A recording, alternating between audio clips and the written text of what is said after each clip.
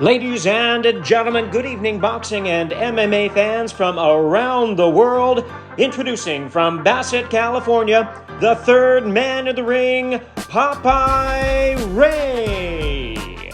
Hey, welcome to Third Man in the Ring. I'm your host, Popeye Ray. Today I got an interview that's close to my heart. This man is almost like a father figure to me, which I didn't have any father. He's been called the guru of boxing. He's known all over the world. I want you to give him a good, warm welcome, Mr. Ben Lira. Ben, how you doing, man? Thank you. Thank you, Ray. For coming on. So Ben, I'm a little nervous fans interviewing. This man is he's had many contenders. He's helped a lot of gang members in California. He's helped kids right here at the South El Monte Boxing Gym. But let's just start, Ben, where did you grow up at? Where did you grow up at? I grew up in Santa Paula, which is up in the Ventura County area. Actually I started training because my brother wanted to be a pro fighter or a fighter. And your brother Al Lira, right? Al Lira. And so, I started getting into the game a little bit, and I'm like 12 years old and that. So, there was not a lot of activity in Santa Paula and the Ventura at that time. Now, obviously, it's, And what era was this? What year was this? This was in the early 60s. Early 60s. Yeah, I mean, when I was up there was in my 50s, during the 50s, because I graduated out of high school, out of Santa Paula in 50. Santa Paula was a lot of farming back then, no? Yes, all there was. Lemons and oranges and avocados and there you stuff go. like that. Yeah. So where did boxing come into then? So then, like I said, my brother Al wanted to fight. He found a gym in Van Nuys, used to go there, took me with him. And that still was a little drive, no? Yeah, no, it was a drive. I mean, it was quite a deal because Santa Paula had nothing. Oh, okay. So as time went on, and then I started getting involved a little more. He started getting me into, wanting to get into the kid boxing stuff. We went to the recreation there in Santa Paula, and then he sort of kind of used that as the beginning gym of my career. That is, okay. Anyway, more important. So anyway, after that led to going, fighting amateur fights there, outside of there, until I graduated out of high school and then went into the service. And now, mind you, a veteran, today's Veteran Days, guys, even though this won't be dropped for another couple of weeks, happy Veterans Day to Ben Lira and all the veterans out there. And you know what? Ben Lira fought for the United States Army. You actually made the team, right? I made the U.S. team, U.S. Army team. There you go, experience, guys. And so, of course, I had to have the blessing from my brother. Oh, okay. That once I got in there, and then they said, "Hey, we see you won junior Golden Gloves here and there, 3 years in a row. You've been and so you got a little boxing in you and stuff like that." So, one thing led to another, and then I says, "Would you like to try out for our boxing team?" And it first starts with division, where your company is, company competition. So you actually have to try out for the team? Yeah, you do. Yeah, you do. And then they start, you start getting fed into inter-service competition, which would be obviously the Navy, the Marines and that. So they sort of compete with each other. Okay. You did have local stuff there in Washington, the local clubs there. So you went to the shows there, even though you were in the service. But, once I got that approved, then I started getting more involved, and the competition obviously got a little greater and a little more competitive. But they said, "Do you want to try for the Army team?" Why not? Let's try this. So, was there a war going on at this time? Pardon? Was there a war going on? What war was that? Korea. The Korea War, yeah. The conflict, when they had the conflict. Yeah. And actually, I was supposed to be sent there, but I ended up being that I made the team. Yeah. I became like what you call special services. Like if you're in music or whatever. Okay. So now you are in a team. So, and then they're competing in the team, so I guess that Yeah. puts you in a different status. So then I started competing, but mainly as in the boxing part of it. Oh, okay. So moving forward, you get out of the military, then what? Then I come home, and then I feel like I want to follow up on my career and I maybe turn professional. So And who was your trainer? my brother. Al Lira was the trainer. There And you then go. Al had moved to La Habra. And so lo and behold, guess where I'm going to go? La Habra. La Habra. That's And right. then from La Habra now to Whittier, and I'm in South El Monte. Yeah. And there's history here, guys. History here. So how did the professional career go? It went okay. I mean, nothing great. 3 losses, 11 wins And what weight did you fight at? as a featherweight. Featherweight. Yeah. Okay. Yeah. And it was difficult because, you know, at that time, either you belong, not as much as it is now, maybe, you know, but that it started already, you know, that managers and promoters sort of kind of always had that control. Yeah. So if you don't belong to a top manager or something like that, maybe you fight once in a while. And if you do, you're going to be an opponent. So you're going to. Okay. So in other words, the Lira name wasn't actually known yet, right? No, not at all. Not the way it is known now. Yeah. Ben Lira and Al Lira, his brother, they're known all over the world. Mostly Ben. He trains fighters from out of the country, trains fighters in the United States. So then you get out of the pro boxing. What'd you start saying? I mean, what was it like? I'm going to start training fighters. Was that just automatic, or you thought I don't about think it so. first? No, it wasn't. I stopped because I just, you know, like I said, the politics in boxing, you know, was then and is now. Oh, yeah. So it was. That's like, another story, no? Yeah, right. The politics. The politics in boxing is like you're not gonna, you know, you either belong to somebody and then, you know, I had a hard-nosed brother that says, no, you're not gonna be with this management group or those. They're gonna try to use you. So anyway, it became difficult, but so sad. But after that, I stopped, and then I started training here and there. So when I moved to El Monte, actually now it's South El Monte, I opened a gym in El Monte that was like in 78. And then, well, that went on, that you start getting into the activity, you start getting into training here, this one and that one. And what got me really interested was then I had a kid that was from Santa Paula, whose name was Lupe Aquino. He's 14 years old. He comes over and he starts the training. I'm working for UPS. Yes, for UPS. But I said, I thought at that time, and it did happen, this kid's going to be champion of the world. I think this guy can be a champion. He's got all the qualities. So, lo and behold, I left UPS. And then, you know, got a job here, got a job there, but everything went well. I mean, so. But I still kept the activity with the boxers. And then one came, the other one, then another one, and obviously you started now into kind of managing now. Besides just being a trainer, now you're going to be a manager. Because now you're the one that's going to be making the fights for them. Yeah. So we did pretty well going to Vegas and then. And what weight did Lupe fight at? 47. 147. Yeah. Great action-packed fighter. You guys, I'm hoping there's on YouTube you can look up Lupe Aquino's fights. But yeah, Ben's the one that raised him. And but real quick, Ben, I just want to tell you where I came in as a young troubled kid, and I don't take it hurtful, but again, Ben has helped a lot of gang members from the San Gabriel Valley. When we come to the gym, he would put his foot down. You know, you're not going to be getting into this gang stuff here. You want to come here, you're going to fight. Here's a quick story, and you probably don't remember. I was talking to your son, Richard Lira, who was a good fighter himself. Gabe Lira was another good fighter, his other son. May he rest in peace. He went home to be with the Lord already.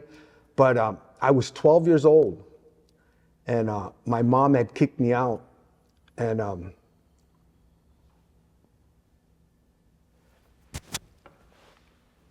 I came to the gym because I had nowhere to go. And it was Richard that told me, you know what, Ray, I know you got nowhere to go, just come home with me. And I asked him, well, what's your dad gonna say? He goes, just come. And I remember I was sitting on your doorstep, Ben, and Ben, Ben was rough. He goes, are you coming in or not? I came in, I ate, I slept, and never, I thank you for that, Ben. And it really touched my heart because he didn't question me. I knew he knew what I was going through, but I left at 6 a.m. I got arrested that night. That's a whole nother story. But every time I got out, Ben was always there.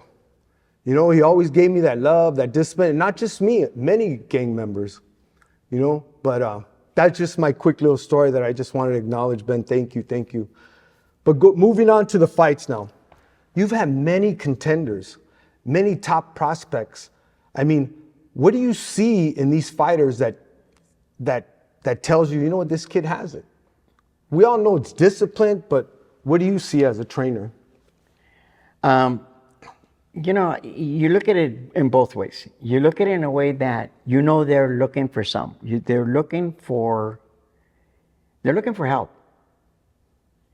And we're not all educated, and we all didn't come from this and that, right? Whether we're here or there, our families are here or there. So, be that said, your trade, or what you can do as far as developing someone along and improving them, or giving them some guidance, and that guidance comes in different ways. That guidance comes in not only in the boxing thing, but the fact that they're going to learn that discipline, and you're like we said, is the discipline and the dedication and stuff that to take away those other things that can go wrong for them.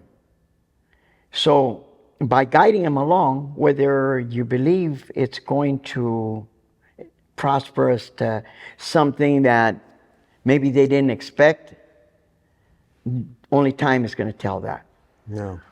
But besides that, as you said, in that certain time, you can see the qualities, you can see the you want to put it,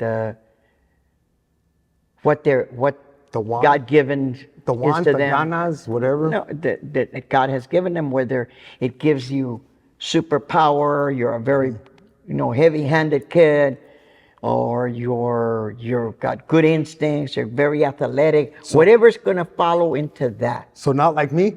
No. So it's going to follow into that. So being that that separates this one from that one, to know that he can go a little further. And so you can't lie to him, you can't cheat him, you can't make him think that they have the capability of going to a certain level, because deep inside you're saying, yeah, but he can only be so good. So you were being nice to me? And I was being nice. But what you did do is kind of give him a reverse idea of what they want for themselves. And you're going to guide them. So other than that, the rest of it going, and I used to always say that, they say, why do you take those certain guys? And I'd say, because they're lost. That was me. Those are the guys that are lost. Even though you might not be one of these, working in, disciplining deals, or you're dealing with courts. No. It's just the fact that you could see that, there was a need. Yeah. So you sort of kind of fill that need, whatever came out of it. And of course, if you know the game and you've got experience in the game, you're capable of helping them. Other than that, what comes out, comes out. But what I like to say more about Ben is, even though he's trained top fighters in the world and world champions he still would train the kids. He still trained that kid that come in that just wants to learn to defend himself. And that was me. I had no footwork. I remember when I was trying to fight, if I didn't get my weight down, Ben wouldn't even let me fight. But yet when I would spar, he would be there to talk to me, to school me. And, then I thought I'd go somewhere, but Ben obviously seen this kid ain't gonna go nowhere. He's got feet that can't match with his hands, But with that said, he's always shown love for the kids. To this day, 2023, he still teaches and trains the kids. South Almani Boxing Gym had numerous fighters, top contenders. Let's talk a little bit about that, Ben. Over the years, throw out some names that you've worked with. I actually know you've worked with Andy Ruiz, JoJo Diaz. JoJo Diaz was pretty much raised by Ben. You know what I mean? But tell us about other fighters. Yeah. Like you said, You have one of the top girl fighters in the amateurs back in the 90s. Yes. Remember, you took him. Linda Carrillo. Linda Carrillo. Addie Avalos, and one of the officials is Christy Rosario. There you go. That if you look back into the start of amateur boxing, I believe that we were the first. Linda Carrillo became the first amateur girl to actually compete. Not that it took a while for us to be fighting the issue with females boxing in as the amateurs. The pros, you had it many years back. Yeah.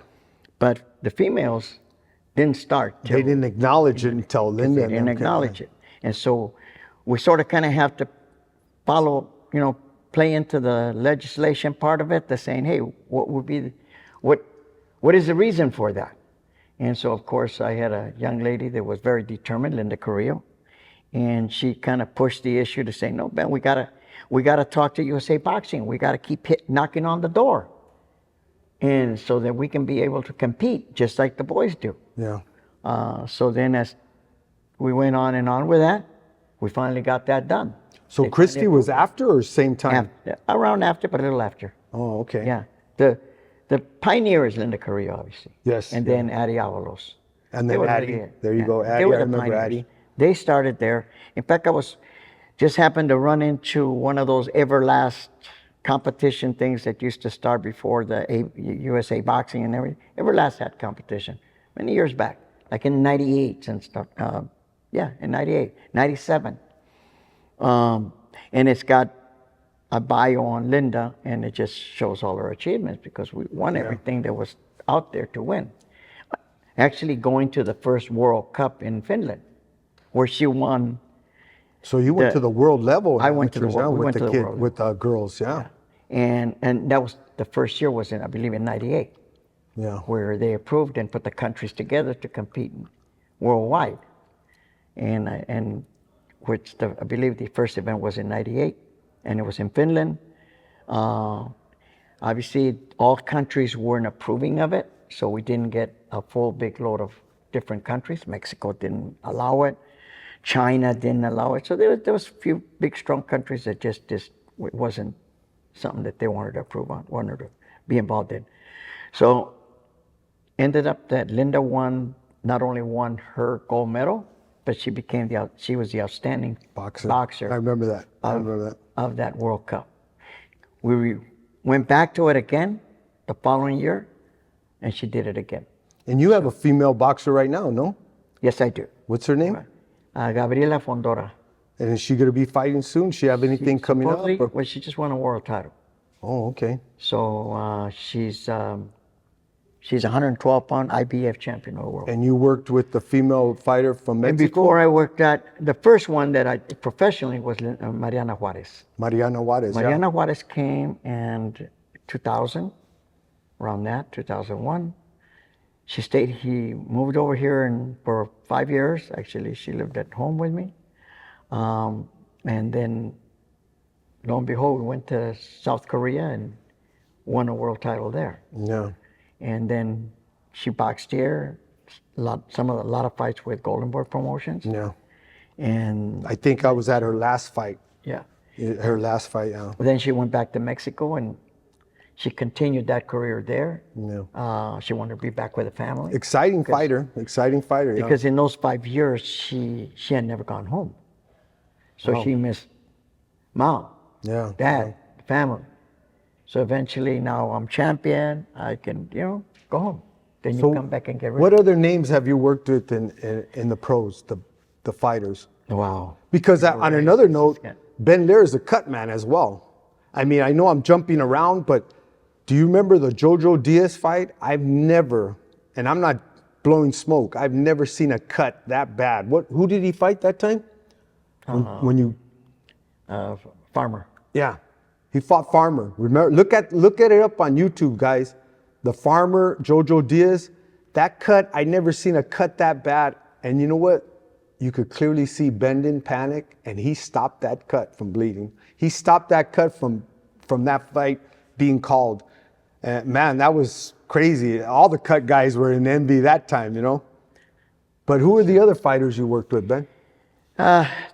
Obviously, there's a lot. Being that I went with, when Abel opened Big Bear, Abel Sanchez opened Big Bear, he said, okay, you know, maybe you could come up here and start helping and working with the guys, obviously, you know, as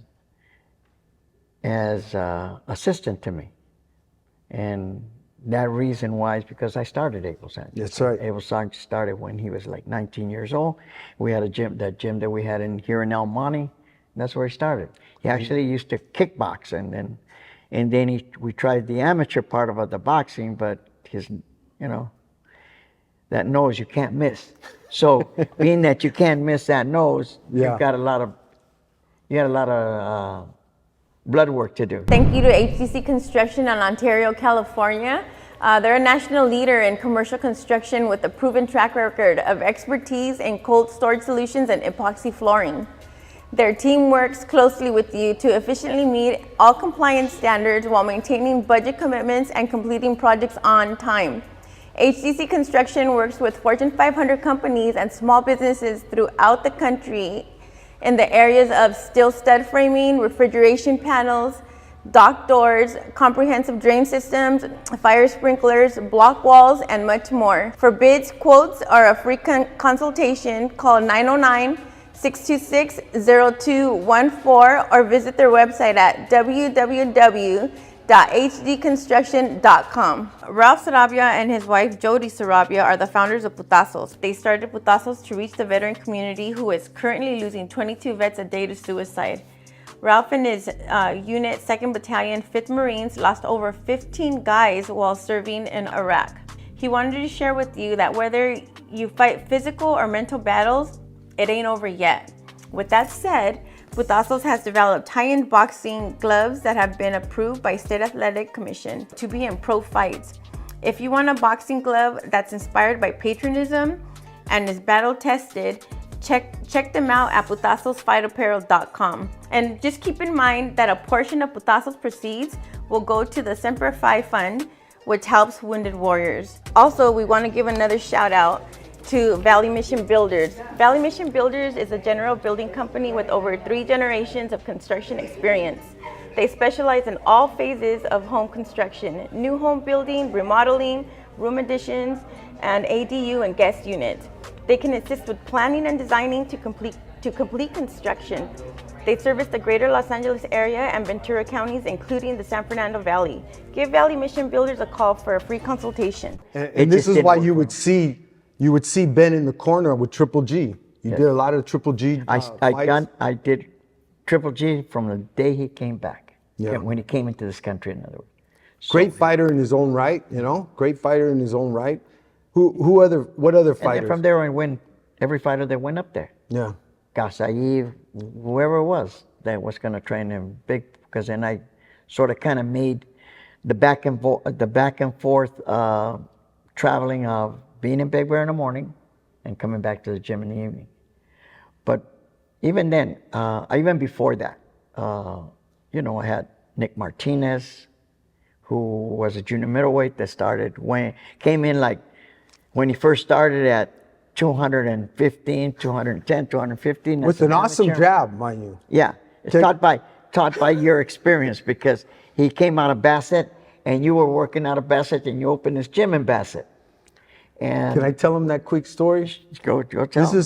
So I had a gym in Bassett back in '90s, and I had Nick Martinez just for his first 2 fights. He did great, but I credit you for that, Ben. I didn't know where to go anymore with Nick. I didn't have the knowledge that I knew Ben had. So I told Nick, you know what? I can't do nothing with you no more. I don't know what to teach you anymore. You're even beyond me. So I go, you know what? Can I take you to Ben Lira? This guy is a knowledgeable man. He's a knowledgeable trainer. You'll have to obviously spar for him and audition for him. That's what I call it, audition. So here's the funny story. Chavez Sr., Julio Cesar Chavez Sr. used to do this crazy jab where sometimes he'd step. So me thinking, and this is where I'm not a trainer, I can imply this and try to get my fighters, Nick, to do this. So anyways, Ben comes, all right, I'll check him out. So Nick spars. This guy's a bull. If you guys know Nick Martinez, he's a bull. You hit him twice, he's gonna come back at you. He's gonna come back at you hard. Anyway, so he auditions for him. He goes to throw this jab and picks up his foot, and Ben, what the F is that? And me, all proud, I taught him that, Ben. But like, if I ever catch you do that jab again, man, you're out of here, man. But I guess you had to be there, but I mean, that was just totally embarrassing to me. But anyways, he took Ben to the top of the game. Unfortunately, Nick had an eye damage and his career ended. But why was Nick so good, Ben? And mind you, Nick grew up in my neighborhood, Bassett. That's where he was from. But he was a tough cookie, man. And why, Ben? And again, it's the same thing, right? You take a kid that has certain qualities, but yet is in the wrong environment. So the wrong environment, not only in whether has like somebody that can really kind of improve him or knows the teaching of boxing, those things all have to fall in to a certain point. But that, he liked that out street life. Yeah. And I knew that as I got to know more about him, I knew that he's going to go that way. Totally go that way. But yet he has so many qualities as far as determination, super strong, but more important, such a determination about you're not going to beat him. He's not going to get beaten. He won't allow himself to get beat. And right there, that was pretty much like point, if you went from 1 to 10, you're an 8. But you need other qualities. And let me quote you on this. I remember one time you had said, Nick is a great listener. You tell him to do something, he doesn't question it. And the other part was, he actually had, he accepted anything that he thought was going to work for him. Totally. Because you have to accept that. No matter where whoever you're working with, chemistry is everything. Yeah. They got to believe in you. I was going to go there too right now, yeah. Yeah, you got to believe in them. And so when you get an individual like that, and again, he's searching for something better. No. And what else other that he knows but the fight. So now you give him the right ingredients, and you might have something special. And that was Nick Martinez. Because when he started, even as an amateur, Ray, well, he had 2 left feet. And they really, even USA Boxing didn't really approve of him, right? Yeah. Because they saw excuse the word, but the ghetto in him, maybe? The ghetto gangster, yeah. Yeah, that you're the gangster kid, you're the street fighting kid. I'm afraid of you because if I say so, you might want to hit me, So you had that feeling on that, right? So they really kind of he wasn't approved by the main sport. In fact, I'm going to tell you a little story one time that I think we fought in San Diego, but it was in a tournament. And we're Golden Gloves. But he got robbed, actually. I was there. I was there. So, obviously, he's going to be steaming. Yes. I might be steaming, but, I got to deal with the professionalism. Yes. I got to deal with the fact that we're dealing with. But here I got the kid that, comes from the street, and he rebels. And so he's stomping. And I said to him after in between one of the bouts, I said, go thank every official out there. Walk over and say, thank you, and thank you. Show that you know, that you're not the kid that they believe you or they think you are. Prove them wrong. Yeah. Prove them wrong. Show that you do have discipline in what you do. So go out there and do that. And he kind of nodded on that one for about 3 minutes. Like saying, really? You want me to do that, Ben? Yes, I do. I want you to go out there and I want you to thank those judges. Even though you Clearly and I got robbed, think it was totally wrong. No, I seen that too. But you're going to have to show that. Because that's what's going to change your life, what your direction of where you're going, and what things will happen as they go along, and you have to know that you just don't rebel on it. Yeah. So he went and did it, and after that, like I said, we turned professional, and But you real quick, he fought in the amateurs. He fought the light heavyweight. What was his name? We actually went in there, Ray, and we couldn't enter the nationals because he only had 4 amateur bouts. Yeah. I know you gave him 2, and he did well. But we needed to have 5 at that time to compete into national competition. So Melanie Lay was in charge of all that, and I said, what do we need to do? She goes, you got to have 5 fights. So I think we got him a fight in San Diego. Then he won. Came back from that event, fill out the application, and let's try the nationals in Colorado. And here goes a kid with only 5 amateur fights to compete national. Actually, we won the district. We won the qualifications to go to the nationals, but just to enter it. So, and then he ends up going to the nationals, and we go up there to the Olin. And lo and behold, he's at the weigh-ins, and he's lined up, and I remember them saying, do you know who's in your division? Light heavyweight? Yeah. Anton Tarver. Anton Tarver, yeah. And Anthony Stewart, which is the top amateurs in the country. And he said, well, do they know who Nick Martinez is? And that's his mentality. That, do you know who I am? I guess they don't. And he ends up going to the semifinals to fight Stewart to get stopped because he had a cut in his lip. Cut. And other than that, we would have fought Tarver in the finals. Yeah. One of the best light heavyweights in the country.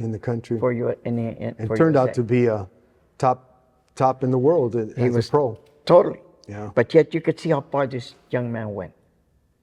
To prove that, again, if you give him those opportunities and that's why I do what I do, because you never know, but at least you gave him some guidance, some dedication, determine what they want to do, show them that they could go even further than where they're at. It's a help to them, and it satisfies me as far as the passion I have for the game. And Ben, and jumping ahead, Nick turned out to be an awesome, exciting pro fighter. You took him, what, 15, 16 fights? Yeah. 19. So when he got that detached retina or the eye damage, I don't know exactly what part of it. He had a superior oblique nerve damage. Yeah. So in your heart, Ben, now after the fact, did you know it was over? Yes. And that's...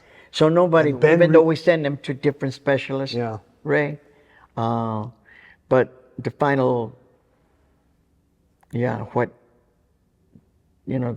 final thing about it was we can repair it, but it will probably will reappear again, or it will happen again. And he begged to keep fighting. And he begged to keep fighting.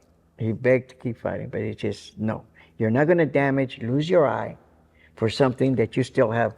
There's still a lot of life, a lot of things that you can do, and just keep on doing what you're doing. And this is where me as a professional, this is Ray Corona saying this is my opinion.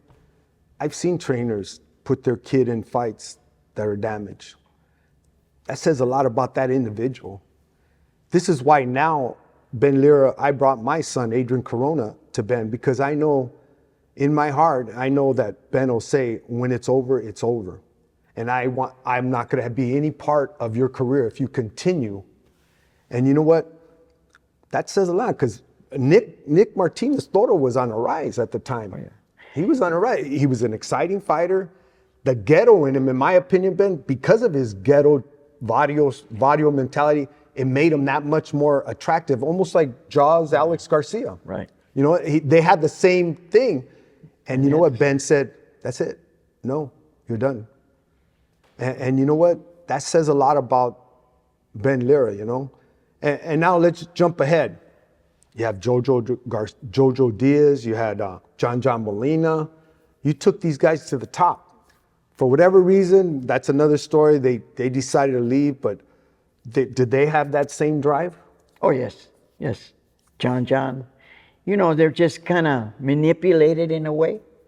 It's ugly business, Ben. Yes. And so that's the, how do you say, the bad side of the boxing world? Yeah. Huh? That they can be manipulated, and it's all about the money part of it. Yeah. That they, you know, they've never had been in those situations of where I'm pretty comfortable, I can make more, I can have better things, and I can do them. But, you know, my whole thing was, as long as you do them right, as long as you do them, and with me, it's more of the experience that I have, that I can sort of kind of see and feel when you can only go so far. And if you're not properly directed, it's not going to be good for you. And in the 50 years, I'm 82 years old, in the 50 years or 55 years in this business, you pretty much have seen guys that have certain qualities in them, but can only go so far because they need other qualities. Whatever those qualities are, they're going to need them.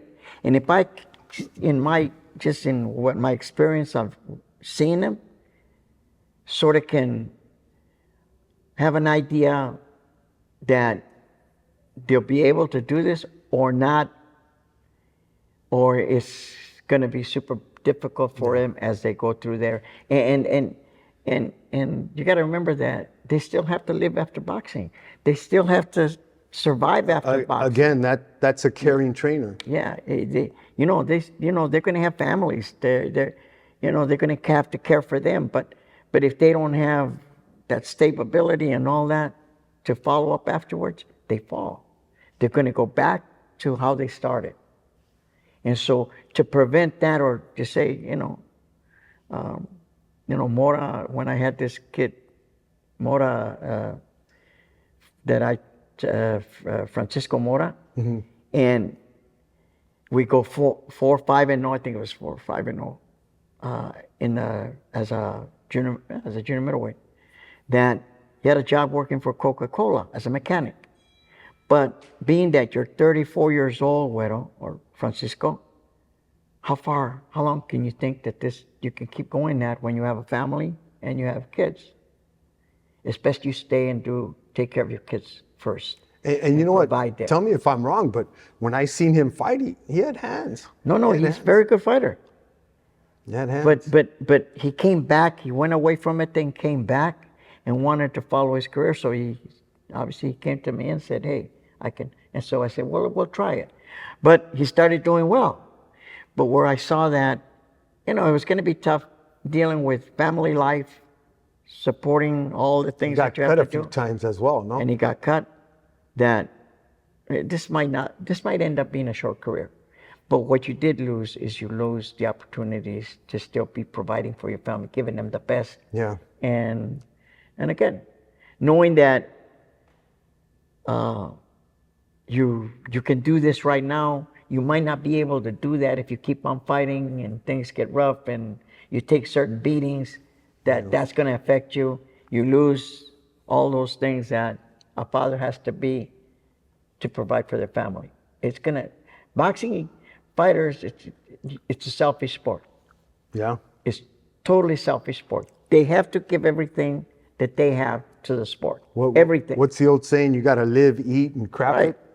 You're boxing. Boxing is boxing, and to be able to do that, you got to be able to, like we're saying, is that you got to be able to handle the other circumstances that come with life itself.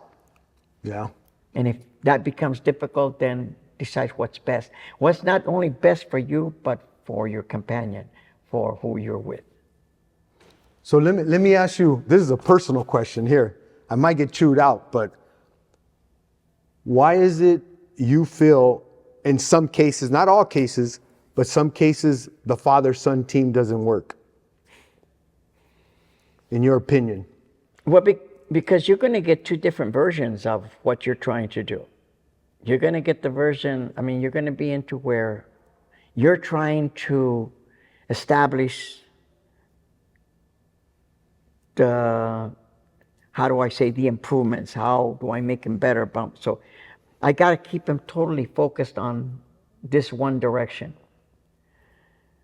And being that you get certain fathers that really want to be involved with their, sons, daughter, they might have different ideas, because we all have different ideas. Yeah. So they maybe contradict them. They might go from what I say to what they say.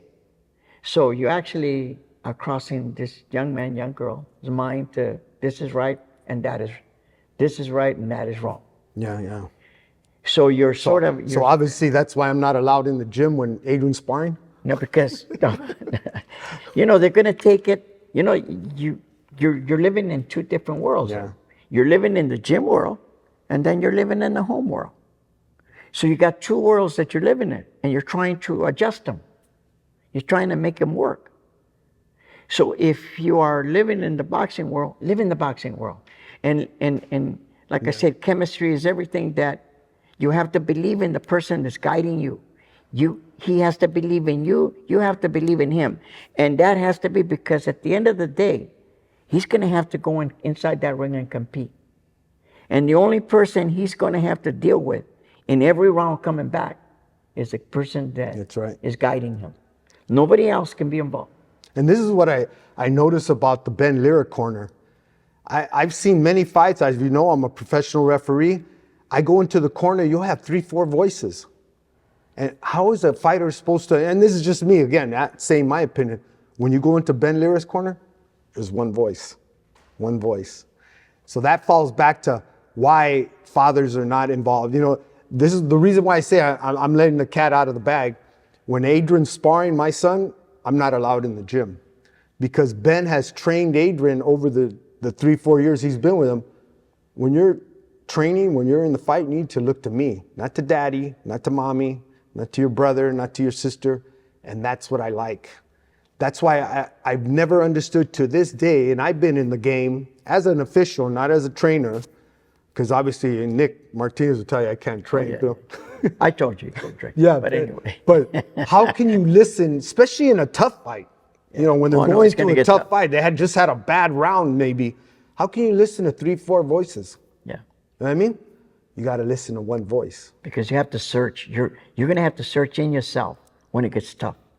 Yeah. And I guess you have, then it's like, okay, what's the voice that has been guiding me? Yeah. That voice. And that's where the trust comes in. And again, that's where as like we say, the chemistry of what happens to happen. Whatever sport you're in, whoever manages whoever's the coach of the Lakers or of the Rams or whatever, the chemistry has to be within that person has the control. It can't come from different ideas, because now you have confusion. No matter what, no matter how good you are in your sport, no matter what, it still will be the direction that you have to follow. And if you believe in it, then it becomes to where you're going to do as best as you can, or you tried as best as you could. So again, when you have this little different connection, and in the beginning, what sometimes dad don't realize is that what's going to happen as things get more competitive. Yeah. More challenging, and during those times, uncontrolled. Because you will have to do, he's doing this, how do I do that? And how can I overcome what he's doing, and vice versa? Yeah. That you're going to say, okay, again, we go back. This is why you have to have that one little certain chemistry. I believe strongly in that. The other part of it, not calling you, but probably one of the worst ones of everything is saying sometimes dads are fighting their son's fight, and they're not letting the son fight his fight. And I've had assistants or coaches that get up there and will start telling him what he's got to do, or but when you see how excited they get, how emotional they get, they're fighting the fight, not your son or your daughter. The one that's fighting that fight is you. We want to also thank our friends at Kelstar Roofing. Kelstar Roofing specializes in residential roofing, installing concrete roofing tiles and composition asphalt shingles. They have been serving the Inland Empire for over 31 years. Call on Kelstar Roofing for all of your roofing needs. Thank our friends at CJ Smiles. CJ Smiles is an organization that supports families dealing with childhood cancer by providing financial support and gifts with the hope of putting a smile to children with fighting cancer.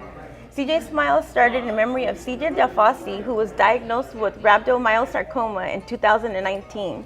CJ loved to laugh, tell jokes, play soccer, and video games. He had the best smile. For 2.5 years, he battled cancer with chemotherapy, radiation, multiple procedures, extensive hospital stays, and had relapsed twice. CJ gained his angel wings at the age of 10 years old. This sponsor, when it came in, it pulled some heartstrings, I have to admit. I'm an oncology nurse, and this one hit home. So again, it pulled my heartstrings, and I really want to thank you guys for your support and what you do in the community. So before we leave, Ben, tell us real quick about your fighters up and coming. Who do you think? And we'll end it with that. And well, first of all, I'm working with Sebastian Pondora and Gabby. And we're going to start from the top, and they're doing really, really well. Yes. She just won a title, no? She just won a title. And again, that chemistry, they went to Big Bear, and all of a sudden the dad went to Miami because he had to take care of some business. And he says, take care of my son, and that's really how we started. Yeah. And when he came back 2 weeks later, he comes to the gym, he says, you stole my son. I didn't steal him. He goes, yes, you did, because he wants you to be part of him. Again, we go back to the little chemistry, because he likes what I'm giving him, and he respects us, and he acknowledges, and all those good things that you need to have. He says, so then it came up that he wants you to be working. We want to work together. And that started that involvement. And so then after that, so he's doing very well. She's doing great. She fights January the 6th, I believe, and we're fighting Esparza. Supposedly we're fighting in Vegas. So really, really tough fight, but it just shows how tough. She just won the title, and she's going to defend the title within the next month and a half, 2 months, and won it with one of the best. So says a lot about her. And then we come down, and I got these little products that I got here with your son, Adrian Corona, Juan Sanchez, El Negro, and now this young man in Jose Bravo. Which he had a great stoppage in the first round. Huh? He's amazing. And again, the idea is, and then of course we have Arnold Barboza Jr. So Arnold likes coming back. He went for a while. He came back to his roots. But he came back. Saying that. Yeah, he said, he started back and he said, this is my home. This has always been my home, and I want to come back to being here. So that's why he's here. He's thinking like, I'm getting ready for the big events, maybe the title fight, but I want to come back to where I started. And as you know, fans, I can't speak on upcoming fights. I can't speak on upcoming, because you get those crybabies. Oh, he said this. But with that said, I want to thank you, Ben. I love you, Ben. You're like my dad. I wish you all the luck in your career and in the gym. And I just want to thank you for coming on. And you want to say anything to the fans before we leave? Well, other than, root for your favorite. That's right. And stay away and be loyal. Don't go and start one and then jump to another one, because don't follow all that social media. Sometimes that can change your direction of who's who. So again, thank you for also having me, Ray. Thank you. Man. And it's kind of neat to be right here, doing it here, and not at some other studio, because this is our home. I didn't bring it up that I was a champion back in '72, They called me Canvasback Corona, Piñata. That was my nickname. And I always told you to not wear shoes that had holes in them, remember? That's right. That's right. Because they're going to see it once you're on the floor. That's And right. Keep yourself standing. I got exposed. With that said, guys, get on YouTube, subscribe to Third Man in the Ring. We'll see you next time. God bless.